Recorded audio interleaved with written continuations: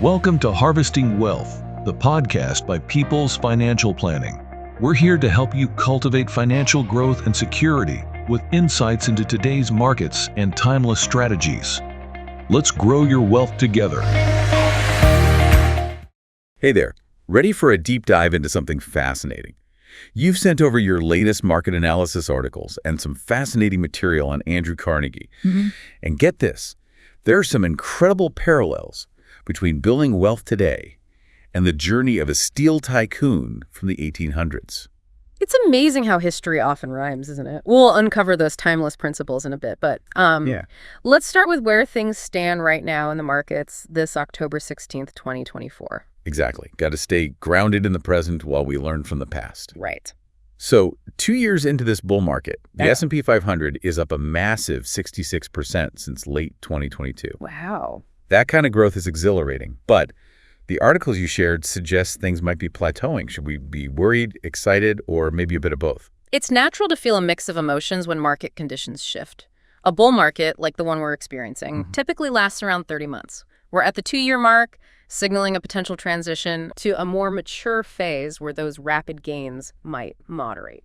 Now, before you hit the panic button, Fidelity Investments projects earnings growth of 9.3% for 2024 and 14.2% for 2025, indicating continued growth, albeit potentially at a steadier pace. So not necessarily a time to jump ship, but maybe adjust our life vests and batten down the hatches a bit. Precisely. Instead of making impulsive moves based on fear or FOMO, understanding the broader economic forces at play, like the Federal Reserve's actions, is crucial. Right. The Fed, it feels like they've been constantly hiking interest rates to combat inflation. What's the latest on that front? They've been on a mission to curb inflation, and it seems like their strategy is starting to pay off. The good news is the Fed appears to be easing up on the aggressive interest rate hikes, aiming for a steady rate between 3.5% to 4%. Think of it like this. They're shifting from slamming the brakes to gently tapping them, moving from a restrictive monetary policy to a more neutral stance. Okay, I'm imagining those brake lights getting dimmer, but what does this shift actually mean for our investments? Well, it impacts different sectors in unique ways. Okay. Take banks, for example.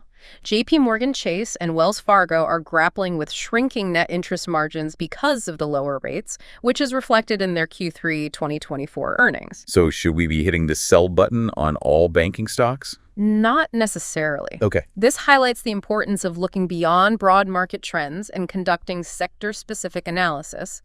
While some banks are facing headwinds, others with diverse portfolios or a focus on non-interest income might present opportunities. It's all about being selective and recognizing the nuances within each sector. Don't put all your eggs in one basket. Diversify, diversify, diversify. Exactly. And speaking of diversification, let's cast our net globally for a moment. China's stock market, after a bit of a slump, is showing signs of a comeback, attracting the attention of investors worldwide. China, that feels like a whole other deep dive waiting to happen. What's fueling this resurgence, and should we be paying close attention? It's a mix of factors. Government stimulus measures and improved economic sentiment within China are playing a role in this rebound. But, and this is a big but, geopolitical factors and the ongoing trade tensions between the U.S. and China add a layer of complexity. So a potential opportunity, but with an asterisk and a lengthy footnote. Precisely. Navigating the Chinese market at this juncture requires careful consideration of the potential upside, along with the inherent risks. It's not a decision to be taken lightly. Think of it like this. It's a bit like navigating uncharted waters, isn't it? Weighing potential rewards against uncertainty. And that brings us to Andrew Carnegie, someone who built his fortune in similarly unpredictable times. You know, it's funny you should say that. We're talking about global markets, economic policies, and here we are about to delve into the life of a steel tycoon from the 1800s. You'd think those were worlds apart, but I'm starting to see the connections. Exactly. What makes Carnegie's story so relevant even today is that it's full of timeless wisdom about navigating uncertainty, seizing opportunities, and understanding the dynamic nature of wealth.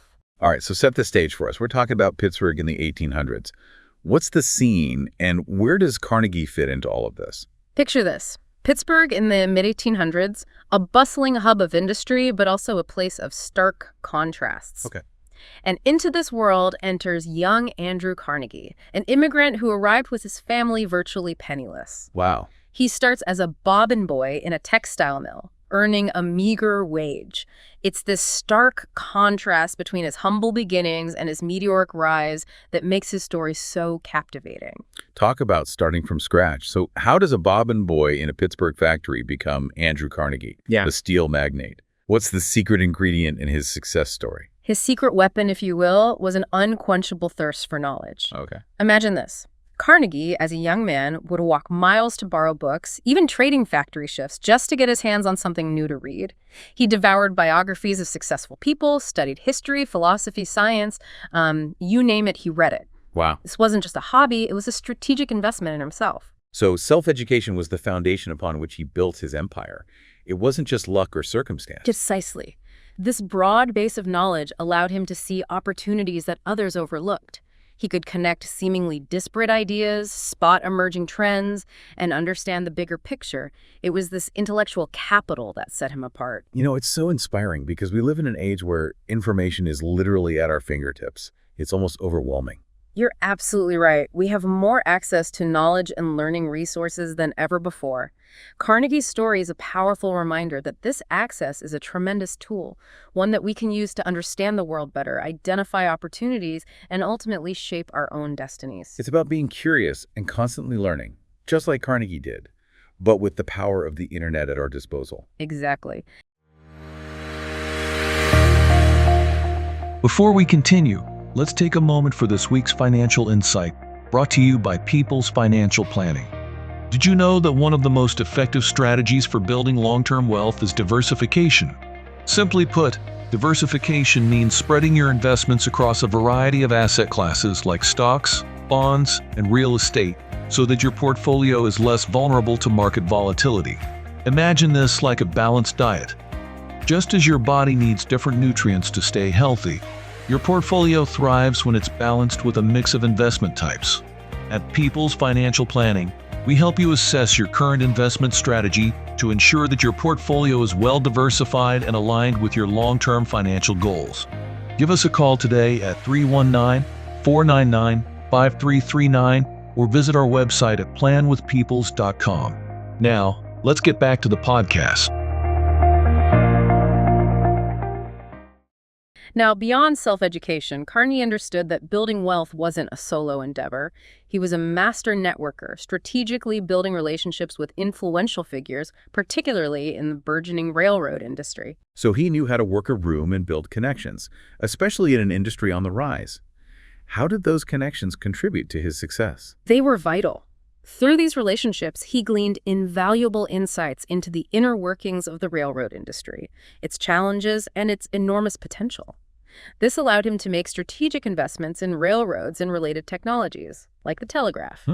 These early calculated risks were stepping stones to building his future empire. It's interesting how the saying goes, it's not what you know, it's who you know. But in Carnegie's case, it seems like it was a combination of both. He had the knowledge and the connections. Absolutely. He expertly combined his self-acquired knowledge with strategic networking, leveraging both to identify and capitalize on opportunities. That's a lesson that holds weight even today, wouldn't you say? Building a strong network, finding mentors, and engaging with others in your field can unlock insights, support, and opportunities for growth. Right, networking isn't about schmoozing at cocktail parties. It's about building genuine relationships that can propel you forward. So we've got self-education, strategic networking. But Carnegie wasn't just about being in the right place at the right time. He was a pioneer of innovation, wasn't he? It's like that saying, adapt or die, but in this case, it's innovate or get left behind. And Carnegie was a master adapter.